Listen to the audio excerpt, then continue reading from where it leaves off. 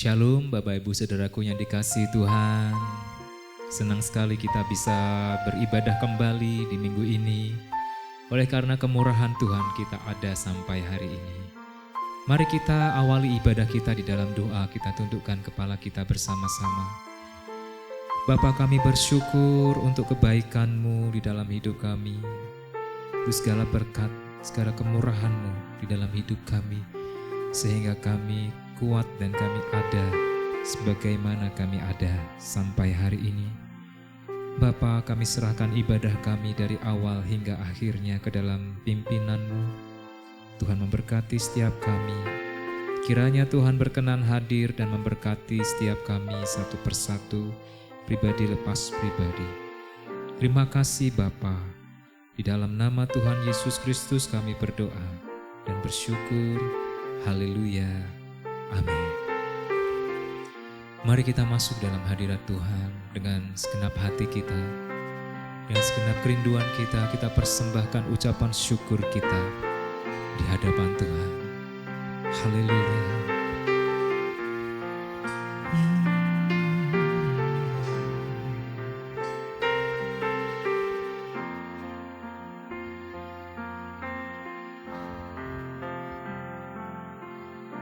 Saat ku masuk ke hadirat-Mu,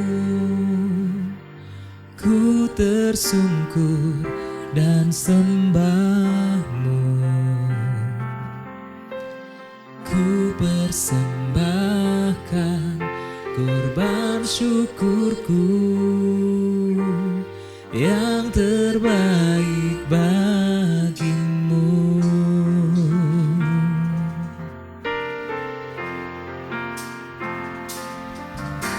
Saat ku masuk ke hadirat-Mu,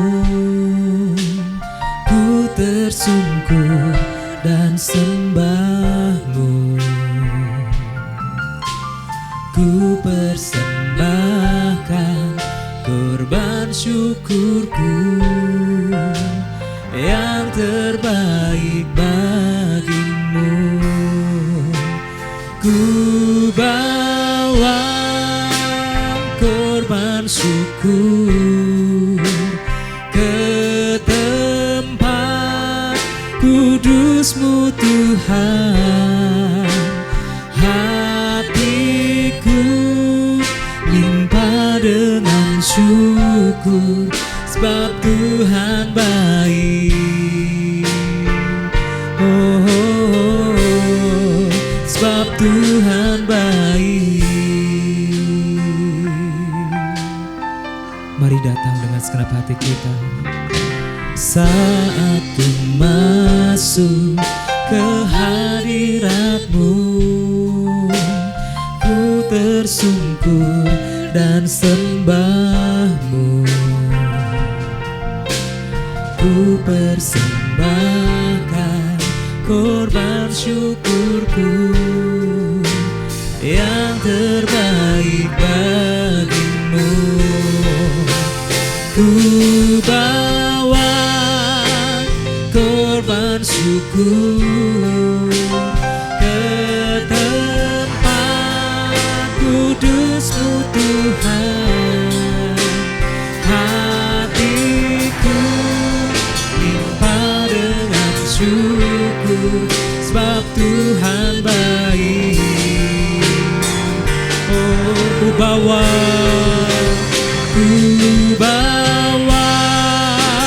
korban syukur ke tempat kudus-Mu Tuhan. Hatiku limpah dengan syukur, sebab Tuhan baik. Oh, ku bawa korban syukur ke tempat kudus-Mu Tuhan. Hatiku limpah dengan syukur, sebab Tuhan baik. Oh, sebab Tuhan baik.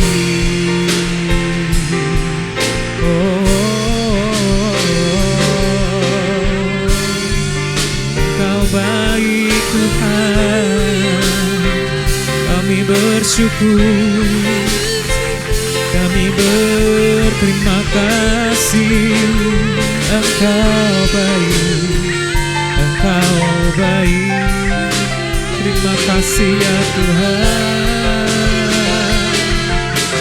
Oh, kami menyembah, kami tinggikan nama-Mu Tuhan.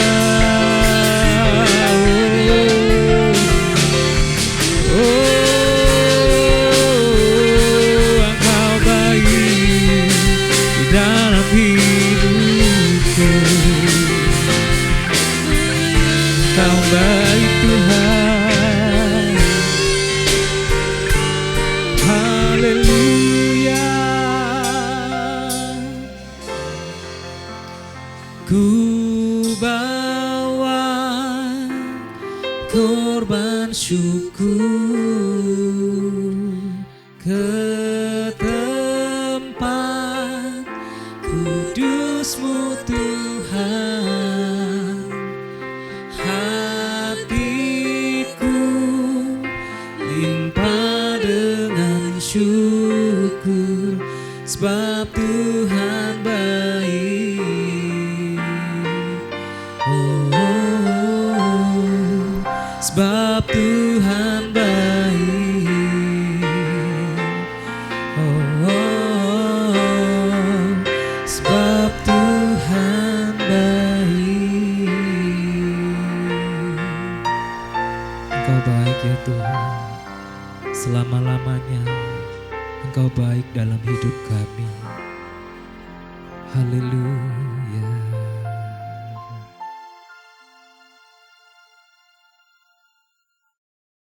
Bapak Ibu Saudaraku jemaat Tuhan, mari kita bersuka cita, kita memuji Tuhan. Kita bersorak-sorai bagi Tuhan dengan penuh sukacita, sebab Dia baik. Mari segala puji syukur hanya bagi Tuhan. Haleluya.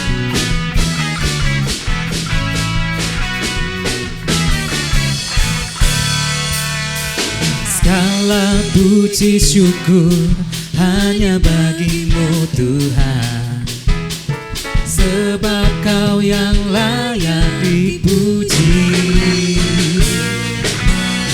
Kami mau bersorak, tinggikan nama-Mu. Haleluya.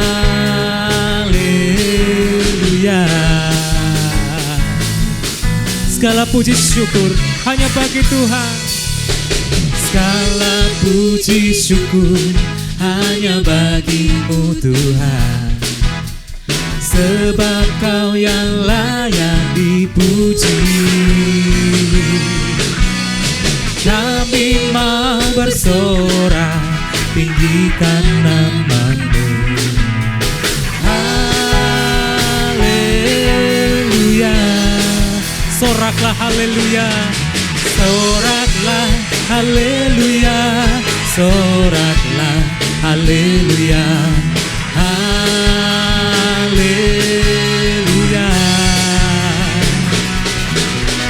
Soraklah haleluya. Soraklah haleluya. Haleluya.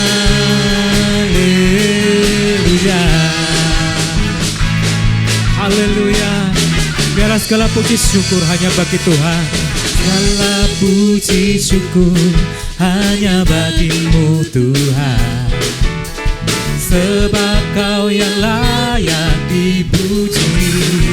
Kami mau bersorak, kami mau bersorak, tinggikan nama-Mu. Haleluya. soraklah, Soraklah haleluya. Soraklah haleluya. Haleluya. Soraklah haleluya. Soraklah haleluya. Haleluya.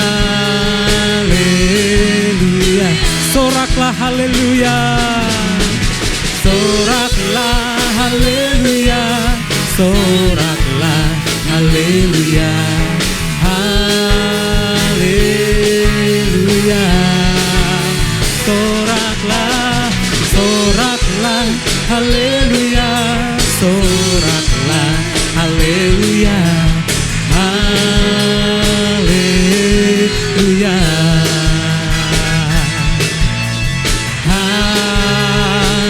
Haleluya. Haleluya. Haleluya.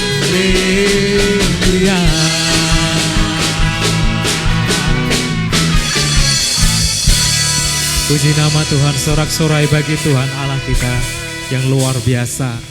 Haleluya. Biarlah sukacita Tuhan penuh di hati kita. Haleluya. Amin. Bapak, Ibu, Saudaraku, mari kita siapkan hati kita untuk ditaburi benih firman Tuhan. Mari kita datang ke dalam hadirat Tuhan. Biarlah setiap kita seperti seorang wanita yang datang tersungkur di kaki Tuhan Yesus. Biarlah setiap kita menjadi penyembah-penyembah dalam roh dan kebenaran. Singer akan memujikan pujian ini.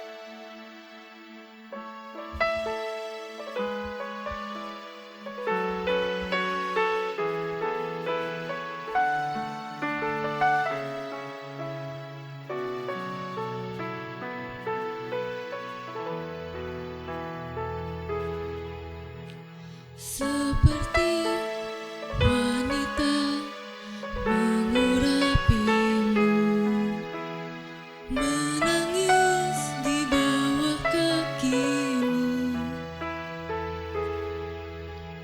Demikian hidupku mau mengasihimu, Yesus, Engkau baik bagiku. Seperti wanita yang datang mengurapimu. Haleluya. Seperti wanita mengurapimu, menangis di bawah kakimu. Demikian hidupku mau mengasihimu, Yesus, Engkau baik bagiku. Sampai akhir ku menutup mata, ku tetap setia menanti janjimu, sampai ku dapatkan mahkota kehidupanku. Ku tetap setia untuk melayanimu sampai akhir. Ku menutup mata, ku tetap setia menanti janjimu, sampai ku dapatkan mahkota kehidupanku. Ku tetap setia untuk melayanimu. Ku tetap setia untuk melayanimu. Ku tetap setia untuk melayanimu.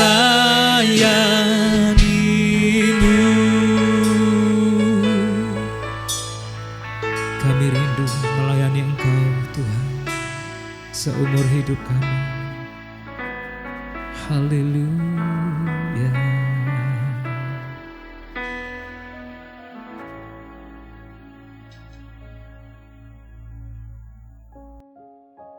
Mari Bapak Ibu Saudaraku sekalian, kita sekali lagi kita berdoa, mempersiapkan hati kita untuk menerima benih firman Tuhan. Bapa kami yang di surga, terima kasih kesempatan di mana kami boleh beribadah, bersekutu, bersama-sama memuji, mengagungkan nama-Mu. Tiba saatnya kami mau mendengarkan firman-Mu, urapi pemberitaan firman Tuhan ini. Urapi hamba-Mu yang telah Engkau persiapkan untuk boleh menyampaikan isi hati-Mu. Terima kasih Bapa, dalam nama Tuhan Yesus Kristus kami mengucap syukur, kami berdoa. Amin. Shalom. Selamat pagi Bapak Ibu Saudaraku sekalian. Kita masih membahas tentang pentingnya karakter. Bahwa karakter menentukan nasib kekal kita. Orang tua kita dulu waktu kita masih kecil seringkali memberikan satu petuah atau nasihat. Nasihat yang baik, nasihat yang bijak. Nak, nanti kalau kamu sudah besar, dimanapun kamu berada, jadilah anak yang baik. Pintar-pintarlah membawa diri, punya jiwa mengayomi, harus jujur, tekun, ulet, supaya nanti kamu berhasil, supaya nanti kamu jadi orang. Itu petuah atau nasihat yang orang tua kita dulu sering sampaikan kepada kita. Di balik petuah atau nasihat ini ada hal-hal yang baik, yang mulia, yang juga sangat menolong kita untuk kita menjadi pribadi yang baik. Tetapi petuah ini tidak lengkap. Petuah ini kalau misalnya disalahpahami bisa melenceng. Begini Bapak Ibu Saudaraku sekalian. Dalam petuah atau nasihat orang tua kita ini yang ditekankan adalah supaya kita jadi orang. Supaya kita sukses. Untuk kita jadi orang, untuk kita sukses, kita perlu punya sifat baik. Jujur, tekun, ulet, bisa membawa diri, punya jiwa mengabdi dan sebagainya. Ya, tentu ini hal yang baik. Tetapi ini tidak lengkap. Ini tidak selaras dengan kebenaran firman Tuhan. Begini Bapak Ibu Saudaraku sekalian. Seperti yang kita bahas minggu lalu. Bahwa karakter bukan alat atau kendaraan untuk mencapai satu tujuan tertentu. Misalnya sukses, berhasil, termasuk dalam dunia rohani misalnya termasuk supaya kita diberkati, dipakai Tuhan, diurapi. Bukan. Karakter bukan alat untuk mencapai tujuan, bukan kendaraan untuk mencapai tujuan, tetapi tujuan itu sendiri. Karakter yang baik, karakter yang mulia, karakter yang Kristus ajarkan dan teladankan adalah tujuan akhir kita sebagai orang Kristen. itulah satu-satunya yang juga kita bisa bawa dari dunia ini setelah kita mati. Minggu lalu kita telah belajar bahwa harta tidak bisa menolong kita saat hari penghakiman, saat di alam maut. Satu-satunya yang bisa kita bawa sampai kekekalan, sampai ke kehidupan setelah kematian adalah karakter kita. Jadi karakter kita itu bukan penting, tetapi yang terpenting. Bukan alat untuk mencapai tujuan, tetapi tujuan itu sendiri. Saudaraku sekalian, kalau kita kembali kepada firman Tuhan, maka kita mengerti bahwa karakterlah yang diperjuangkan sedemikian oleh Rasul Paulus, diusahakan sedemikian oleh Rasul Paulus, baik untuk dirinya sendiri maupun untuk orang-orang yang dilayani. Paulus mengatakan dalam Kolose pasal 1 ayat 28 sampai 29, dialah yang kami beritakan apabila tiap-tiap orang kami nasihati dan tiap-tiap orang kami ajari dalam segala hikmat untuk memimpin tiap-tiap orang kepada kesempurnaan dalam Kristus. Itulah yang kuusahakan dan kupergumulkan dengan segala tenaga sesuai dengan kuasanya yang bekerja dengan kuat di dalam aku. Jadi yang betul-betul diusahakan, dipergumulkan oleh Rasul Paulus demikian rupa itu adalah supaya orang-orang ini bisa dipimpin, bisa dibawa kepada kesempurnaan dalam Kristus atau kedewasaan di dalam Kristus. Supaya jemaat yang dilayani juga dirinya itu sama-sama menjadi pribadi seperti Kristus. Inilah yang justru seringkali membias. Inilah yang justru seringkali tidak mendapat tempat yang layak di dalam pemberitaan firman Tuhan. Kita sering mendengar berita-berita firman Tuhan, ajaran-ajaran yang mengatakan kalau kamu mau dipakai Tuhan, kalau kamu mau diberkati, kalau kamu mau sukses, kamu harus lakukan A, B, C, D, E, F, G. Termasuk kamu harus baik, kamu harus jujur, kamu harus rajin, kamu harus setia. Supaya apa? Ya supaya kamu diberkati, dipakai Tuhan, diurapi dan sebagainya. Kalau kita melakukan hal tersebut sebenarnya tanpa sadar kita telah menempatkan tujuan-tujuan yang lain itu di atas tujuan menjadi seperti Kristus. Kita pada akhirnya ketika kita bertanggung jawab, kita hidup benar, kita jujur, kita bisa dipercaya, pasti Tuhan akan berkati kita, Bapak Ibu Saudaraku sekalian. Itu adalah kepercayaan, sekaligus juga alat untuk kita bisa menjadi berkat bagi sesama kita. Kalau Tuhan lihat kita memang setia dalam perkara kecil, Tuhan lihat kita memang punya karakter yang mendukung, Tuhan akan percayakan. Baik dalam skala pribadi maupun organisasi. Pribadi artinya begini, kalau misalnya sebagai pribadi kita pantas untuk dipercaya lebih, Tuhan akan percayakan lebih. Sebagai organisasi gereja atau perusahaan, kalau misalnya Tuhan lihat kita pantas bisa dipercayai untuk lebih besar lagi, Tuhan akan percayakan yang lebih besar lagi. Itu prinsipnya. Jadi kepercayaan bukan tujuan, alat, kendaraan untuk kita bisa melayani sesama kita, bukan tujuan. Pada akhirnya kalau kita sukses, kita terkenal, kita punya posisi tertentu di dunia ini, Allah mau semua itu kita pakai untuk memuliakan namanya. Bukan untuk diri kita sendiri, bukan untuk kepentingan kita sendiri. Apakah ini berarti kita percaya bahwa kita selamat karena perbuatan baik? Apakah ini kita berarti mempercayai bahwa kita masuk surga karena perbuatan-perbuatan baik kita, karena karakter kita yang baik? Kita harus mengerti bahwa kalau kita berbicara tentang karakter itu bukan berarti semata-mata kita memakai prinsip bahwa karakter yang akhirnya membawa kita ke surga. Tapi setidaknya ada dua hal yang perlu kita mengerti berhubungan dengan hal ini. Yang pertama, ini bicara tentang respon-respon atau pilihan kita. Begini, waktu kita menghadapi situasi tekanan yang berat, waktu kita menghadapi masalah-masalah yang berat, di situ respon atau pilihan kita sangat penting sekali. Itu akan memberikan satu petunjuk karakter asli kita, termasuk ketika keinginan-keinginan kita tidak terpenuhi. Apakah kita marah atau kita tabah? Apakah kita jadi mengeras hati kita atau melembut?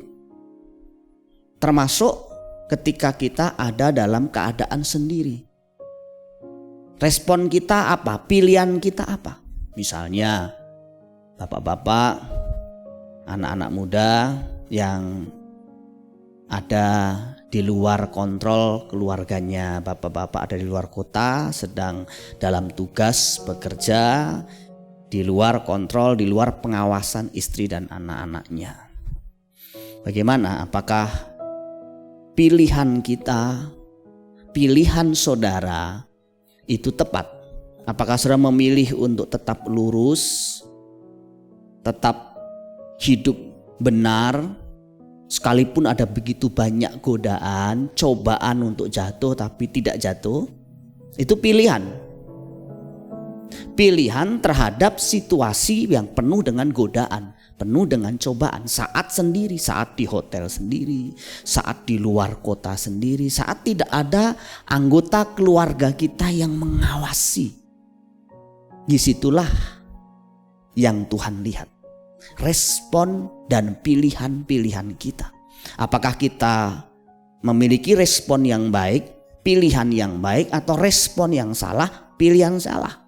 Termasuk tadi ketika kita menghadapi godaan, ujian-ujian yang berat, apakah kita mengambil jalan pintas? Kita akhirnya melakukan hal-hal yang tidak sesuai dengan norma, tidak sesuai dengan perintah Allah, atau kita labrak. Kenapa? Karena kita mungkin tidak sanggup atau tidak mampu bertahan. Kita pilih jalan lebar atau jalan sempit. Karena sama-sama menghadapi satu ujian yang berat, Bapak Ibu Saudaraku sekalian, ada orang yang berespon positif, ada yang berespon negatif. Sama-sama menghadapi situasi yang sulit, ada orang yang tumbuh menjadi pribadi yang mengasihi Tuhan dan sesamanya, ada yang justru semakin antipati sama Tuhan dan dingin dengan sesamanya. Ini yang sering saya sampaikan tentang respon seseorang menentukan hasilnya. Inilah yang disebut dengan filosofi ubi dan telur. Sama-sama direbus di dalam satu tingkat didih tertentu, tingkat panas tertentu. Bapak Ibu perhatikan, ubi yang direbus itu semakin lama semakin melembut, sementara telur yang direbus itu semakin lama semakin mengeras. Ada orang Kristen yang ketika menghadapi situasi yang sulit, masalah, cobaan yang berat, dia seperti ubi, semakin hari dia semakin melembut. Dia semakin peka dengan kebutuhan sesamanya. Dia semakin merendahkan diri dengan Tuhan. Dia semakin dekat dengan Tuhan. Dia semakin belajar untuk mengerti bahwa ternyata Tuhan sayang sama dia. Tuhan punya rencana yang indah bagi dia. Tapi ada juga yang semakin hari semakin mengeras. Dia makin tidak mau tahu, tidak mau mengerti tentang Tuhan, dan semua seluk-beluk tentang Tuhan jangan sebut Tuhan deh. Jadi makin pahit juga dengan orang-orang yang berhubungan dengan Tuhan. Entah dengan gereja, entah dengan pelayanan. Sama-sama menghadapi situasi yang sulit, yang satu melembut, yang satu mengeras. Itu sebabnya firman Tuhan juga mengatakan Allah turut bekerja dalam segala sesuatu untuk mendatangkan kebaikan bagi mereka yang mengasihi Dia dan turut dalam rencananya. Bahwa segala sesuatu itu hanya akan mendatangkan kebaikan bagi orang yang mengasihi Tuhan dan orang yang turut dalam rencana Tuhan, yang menundukkan diri dalam rencana Tuhan. Orang yang tidak mengasihi Tuhan, orang yang tidak turut dalam rencana Tuhan, masalah itu akan menghancurkan dia. Oleh sebab itu karakter bicara mengenai respon-respon dan pilihan kita. Jadi Tuhan lihat respon kita, Tuhan lihat pilihan-pilihan kita. Apakah kita berespon benar saat situasinya tidak benar, saat orang-orang di sekitar kita tidak benar, keadaan tidak baik, tapi tetap berespon benar. Pilihan-pilihan kita tetap benar sekalipun ada kesempatan untuk kita berbuat dosa. Ya, bapak-bapak yang ada di luar kota, anak-anak muda yang ada di kamar sendiri, engkau tidak dalam pengawasan orang tuamu, engkau punya pilihan. Yang kedua, Bapak Ibu Saudaraku sekalian, ini juga bicara tentang usaha maksimal yang sudah kita lakukan apa. Apakah selama kita diberi kesempatan hidup di dunia ini oleh Tuhan, kita betul-betul menggunakan kesempatan untuk mengembangkan karakter kita. Sifat-sifat yang baik yang Kristus ajarkan dan teladankan dan juga para rasul ajarkan. Buah roh misalnya, sifat kasih misalnya, damai sejahtera, sukacita, kesabaran, kemurahan, penguasaan diri. Apakah sifat-sifat seperti itu kita kembangkan? Atau selama kita hidup di dunia ini diberi kesempatan bertobat, kita nggak bertobat. Dikasih kesempatan belajar firman, kita nggak mau belajar firman. Tuhan tuh beri kita kesempatan hidup bukan semata-mata supaya menghabiskan waktu 80-70 tahun hidup di dunia ini.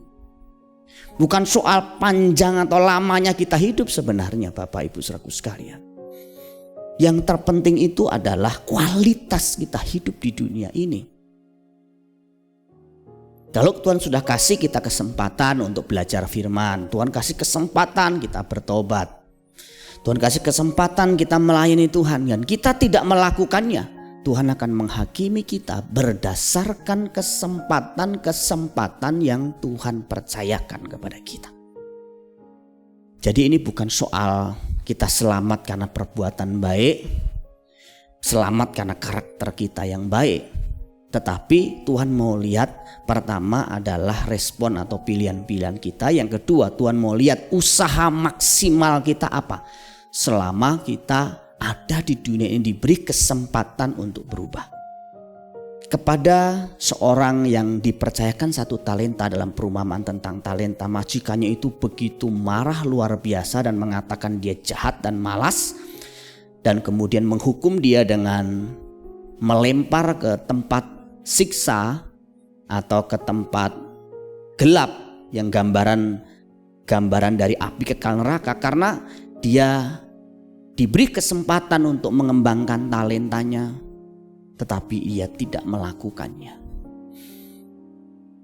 Jadi sebenarnya kalau kita mau jawab apakah kita percaya kita selamat karena perbuatan baik atau karena iman, iman yang benar akan melahirkan perbuatan yang baik. Ini tidak bisa dipisahkan. Alkitab mengajarkan, Alkitab mengatakan iman tanpa perbuatan itu mati. Rasul Petrus juga dengan jelas mengatakan kepada imanmu harus sungguh-sungguh engkau tambahkan di sana kebajikan, pengetahuan, ketekunan, penguasaan diri, kesalehan, kasih kepada sesama anggota, juga kasih kepada semua orang. Bahkan di ayat yang ke-11 disebutkan di sana, kalau semua itu berarti semua sifat-sifat yang mulia tadi ada padamu dengan berlimpah-limpah. Kamu diberi hak untuk bisa masuk kerajaan kekal dari Tuhan Yesus Kristus. Diberi semacam hak istimewa untuk bisa masuk kerajaan kekal Tuhan kita Yesus Kristus. Ayat 11. Kalau terjemahan lainnya disebutkan di sana, kalau kamu melakukan itu dengan baik, maka pintu kerajaan surga terbuka lebar buat kamu. Jadi kita sebenarnya tidak perlu memisahkan antara iman dan perbuatan baik. Tetapi yang pasti begini Bapak Ibu Saudaraku sekalian, bahwa perbuatan baik yang kita lakukan, segala kebajikan yang kita lakukan, itu lahir dari iman kita kepada Kristus yang benar. Jadi iman kita yang benar kepada Kristus akan melahirkan atau menghasilkan kebajikan. Bukan kebajikan-kebajikan tersebut yang melahirkan iman sehingga kita diselamatkan. Kita diselamatkan, kita beriman dalam Kristus dan diselamatkan, baru kebajikan-kebajikan tersebut ditambahkan. Sifat-sifat unggul tersebut ditambahkan. Jadi kalau kita tahu begini, kita tidak akan membeda-bedakan. Apakah ini karena kita selamat karena perbuatan baik, kita selamat karena iman. Karena kita bisa menunjukkan iman kita, kata Yakobus, dari perbuatan kita. Ada orang mau menunjukkan imannya dari imannya, ada orang menunjukkan imannya dari perbuatannya.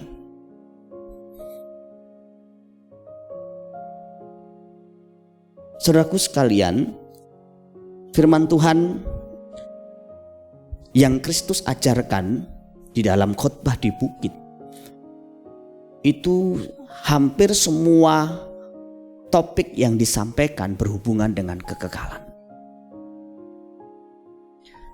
Jelas di sana ada hubungan yang tak terpisahkan antara kekekalan dengan kualitas karakter seseorang.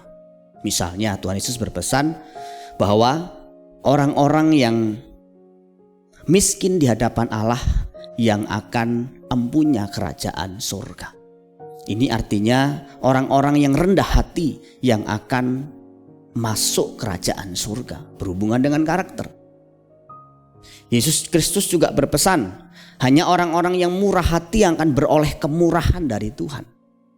Orang yang murah hati bicara orang yang mau berbuat baik dan mengampuni sesamanya. Di bagian lain, dalam penutup doa Bapa kami, Tuhan Yesus mengajarkan, kalau kamu mengampuni, Bapakku yang di surga mengampuni kamu. Kalau kamu gak ngampuni, Bapakku yang di surga juga gak ngampuni kamu. Jadi kalau kita terus menyimpan kebencian, menolak memaafkan saudara kita, orang yang menyakiti hati kita, berarti Tuhan gak ngampuni kita juga. Kalau Tuhan gak ngampuni kita, dosa kita tetap. Kalau dosa kita tetap, ya berarti kita tidak bisa masuk kerajaan surga, karena di sana hanya orang-orang yang suci, orang-orang yang dikuduskan yang bisa masuk ke tempat itu. Wahyu pasal 21 ayat 27. Jadi jelas bahwa sifat atau karakter kita sangat menentukan nasib kekal kita. Tuhan juga mengatakan bahwa orang-orang yang suci hatinya lah yang nanti bisa berjumpa atau melihat Allah. Orang yang suci hatinya bicara, pertama, bicara tentang moral yang bersih. Orang yang hidupnya menjauhi kejahatan moral. Yang kedua, orang yang suci hatinya yang akan melihat Allah di dunia ini, ya bicara mengenai perjumpaan pribadi dengan Tuhan. Di sana ya tentu bicara tentang kekekalan, bertemu dengan Tuhan, hidup bersama Tuhan di kekekalan. Adalah orang-orang yang selain dia menjauhi kejahatan moral, dia juga punya hati yang bersih, hati yang lurus, tidak banyak intrik. Orang Jawa bilang tidak neko-neko. Hatinya lurus, hatinya bersih. Nah ini bicara sifat jujur, sifat tulus. Nah itu penting sekali. Tuhan sangat memperhatikan bukan saja perbuatan kita, tapi motivasi dan sikap hati kita. Kita melayani Tuhan seperti ini di gereja, apa motif kita? Kita menolong orang, apa motif kita? Di mata Tuhan motif itu penting sekali. Dengan kata lain Bapak Ibu Saudaraku sekalian, apakah kita nanti akan menghabiskan waktu kita di kekekalan bersama dengan Tuhan, atau bersama dengan iblis dan para malaikatnya di lautan api neraka, itu tergantung dari apa yang kita lakukan di dunia ini. Tergantung karakter kita, sifat-sifat kita. Kalau saat ini kita masih mendengar firman Tuhan, Tuhan mau berarti kita bertobat. Benah apa yang bisa dibenahi. Perbaiki apa yang bisa diperbaiki. Jangan keraskan hati kita. Entah kita jatuh, terpuruk hidup kita di dunia ini secara finansial atau tidak, sebenarnya gak terlalu penting. Yang terpenting sebenarnya adalah keterpurukan rohani. Jangan sampai kita berhasil, sukses secara materi, secara finansial, kelihatan kita dipuji-puji manusia, tetapi sebenarnya rohani kita terpuruk. Dan di dunia ini kita dipuji-puji manusia, diterima begitu banyak oleh manusia karena kita sukses, kita berhasil. Tapi di kekekalan Tuhan Yesus berkata, "Enyah kamu pembuat kejahatan, aku tidak pernah mengenal kamu." Kiranya firman Tuhan ini boleh memberkati kita sekalian. Amin. Mari kita tundukkan kepala sama-sama, kita berdoa, merenungkan firman Tuhan yang baru kita dengarkan. Bapa kami yang di surga, terima kasih untuk kesempatan kami boleh mendengarkan firman-Mu. Kami mengerti bahwa Engkau terus memberikan kesempatan kepada kami untuk bertobat, berbenah diri, supaya kami kelak bisa menghabiskan waktu-waktu kami di kekekalan bersama Engkau. Bukan bersama dengan iblis dan para malaikatnya di lautan api kekal neraka. Kami mau punya respon-respon yang benar, pilihan-pilihan yang benar selama kami ada di dunia ini. Ada kesempatan kami berbuat dosa, ada kesempatan kami menyimpang, kami mau lurus, kami mau berbuat kebenaran. Ada kesempatan kami marah, kami kesal, kami memilih untuk tabah. Kami memilih untuk senantiasa memandang wajah Tuhan di dalam situasi apapun. Bapa, tolonglah kami supaya kami terus bisa menambahkan kepada iman kami kebajikan, juga pengetahuan kebenaran, penguasaan diri, ketekunan, kesalehan, kasih baik kepada sesama anggota kami juga kepada semua orang. Tolonglah kami oleh pertolongan Roh Kudus supaya kami boleh terus bertumbuh di dalam Tuhan, sehingga kami menjadi pribadi seperti yang Engkau kehendaki. Kami boleh terus berjuang, berusaha semampu kami sesuai dengan pertolongan Roh Kudus, dan juga menolong orang-orang yang kami cintai supaya suatu hari nanti mereka juga bisa bersama dengan kami di langit baru dan bumi yang baru yang Tuhan sediakan bagi kami, orang-orang yang mengasihi Engkau. Terima kasih Bapa, di dalam nama Tuhan Yesus Kristus kami mengucap syukur, kami berdoa. Amin. Saudaraku sekalian, ada hal-hal yang perlu saya sampaikan sebelum saya doakan untuk doa penutup dan doa berkat, bahwa minggu depan kita masih beribadah dengan ibadah online seperti yang sekarang kita lakukan, yang nanti akan dilayani oleh Bapak Diki Junaidi. Namun sebelum hari Minggu, hari Jumat itu adalah tanggal 25 Desember, kita akan melakukan ibadah Natal bersama juga secara online ibadah seperti ini dengan mengambil tema sukacita dalam kesederhanaan. Dan bagi Bapak Ibu saudaraku sekalian yang rindu memberikan persembahan syukur, Bapak Ibu bisa memberikan persembahan syukur melalui transfer ke nomor rekening yang disediakan. Kiranya itu saja informasi yang perlu saya sampaikan, dan sekali lagi kita akan berdoa untuk doa penutup dan doa berkat. Bapa kami yang di surga, kami akhiri ibadah online hari ini. Kami berkati hamba-hamba-Mu yang telah melayani dalam pelayanan hari ini. Tuhan berkati, pakai mereka menjadi alat di tangan-Mu yang luar biasa. Kalau sebentar kami pulang, kiranya berkat-Mu juga turun atas kami sekalian. Jemaatnya dikasih Tuhan, arahkan hatimu ke dangkan tangan-Mu. Terimalah berkat Tuhan. Tuhan memberkati engkau dan melindungi engkau. Tuhan menyinari engkau dengan wajah-Nya dan memberi engkau kasih karunia. Tuhan menghadapkan wajah-Nya kepadamu dan memberi engkau damai sejahtera. Berkat itu datang dari Allah Bapa kita di surga, kasih sayang dari Tuhan kita Yesus Kristus, serta pimpinan penyertaan Roh Kudus akan memimpin menyertai hidupmu mulai hari ini sampai Maranatha. Tuhan datang kedua kali menjemput kita sekalian dalam awan-awan permai. Sama-sama yang diberkati kita berkata, amin. Selamat pagi, Tuhan Yesus memberkati kita sekalian.